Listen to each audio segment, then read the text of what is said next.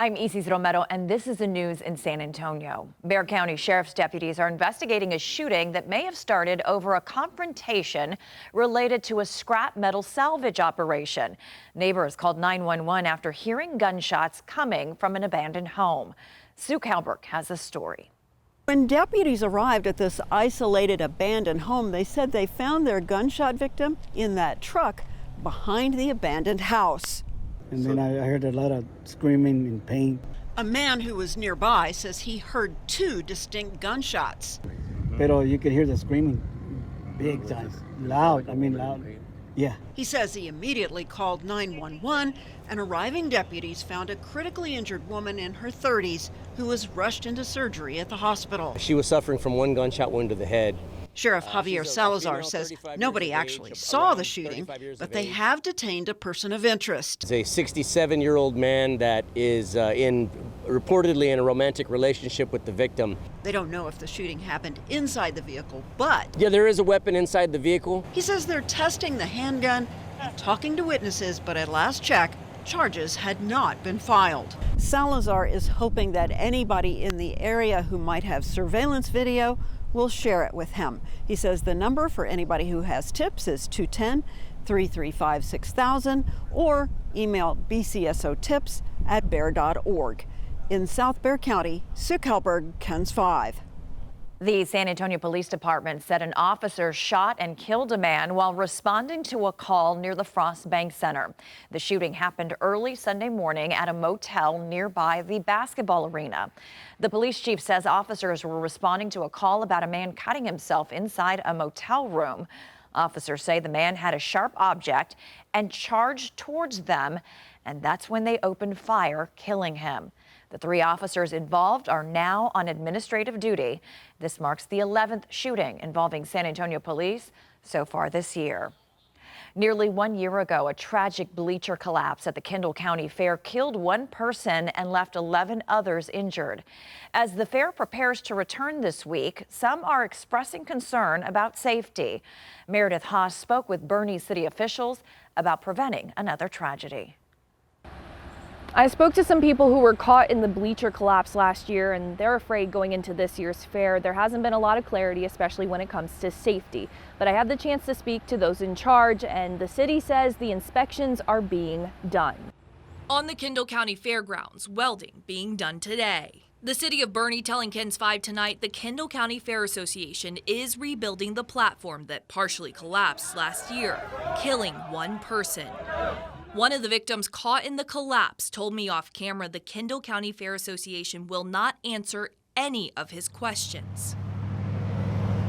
The city of Boerne sent KENS 5 this statement in part, quote, "All bleachers are required to be inspected and be in compliance. This includes the platform that partially collapsed last year and is being rebuilt. The fair will not be permitted to allow people on that structure until it passes inspection. The carnivals and fairs permit will need to be issued and will not happen until all food trucks and rides are brought in and assembled." Last year, after the August 31st collapse, an independent structural engineer found, quote, "insufficient structural connection." It was also found that the area of refurbished bleachers should have been inspected in the days leading up to the collapse, but Boerne officials said it was not. At this time, there is ongoing litigation from multiple parties against the association.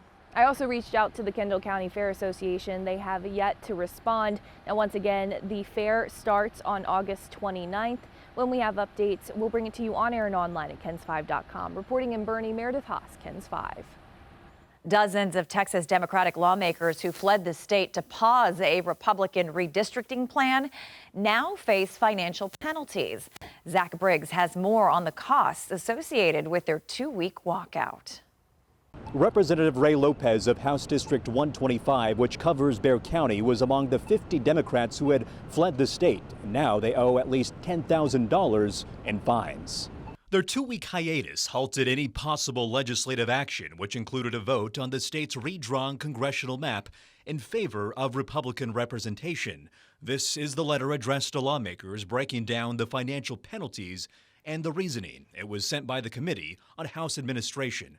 Each representative faces a $500 fine for every day they were absent, plus a share of the costs linked to trying to get them back to the state capitol. So under House rules, representatives can request due process hearings to argue why they shouldn't pay the full amount of fines, but the deadline for any written submissions is right now, in fact. So far, we've not heard from any of the lawmakers about whether they plan on protesting the fines, but we do know at least some have taken to social media saying they'd do it again and break quorum for their constituents. Meantime, that redistricting bill is expected to be signed by Governor Greg Abbott sometime this week. I'm Zach Briggs, KENS 5.